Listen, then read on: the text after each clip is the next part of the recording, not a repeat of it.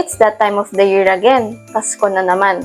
Alam naman natin na ang Pasko para sa mga Pilipino ay ang pagsama-sama ng bawat pamilya para sa Noche Buena. Ngunit kailangan din nating harapin ang realidad na habang papalapit ang Pasko, pataas din ng pataas ang bilihin. Noong September, 1.9% lang ang inflation rate, pero umakyat ito sa 2.3% noong nakaraang October.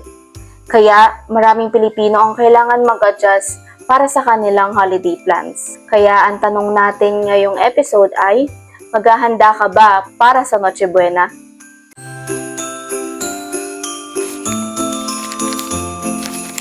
Siguro, pag-isipan ko pa, kung may pera, maghahanda. Pero pag bahala na.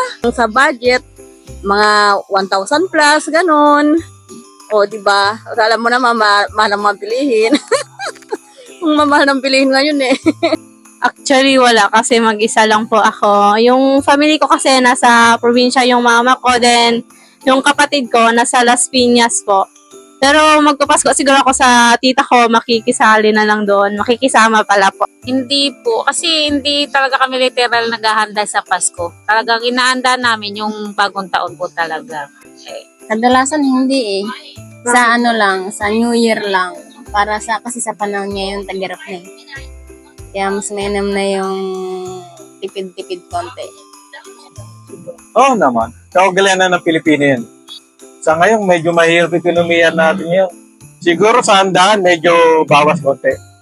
Sa hirap na buhay ngayon. Oo, umibad lang wala lang. Depende sa budget. Siyempre, pag walang budget, wala rin. Pero sisikapin namin maganda. Ang kwentuhan natin ngayong episode ay nagbigay ng mas malalim na pag-unawa sa iba't ibang sitwasyon na nararanasan ng ating mga kababayan.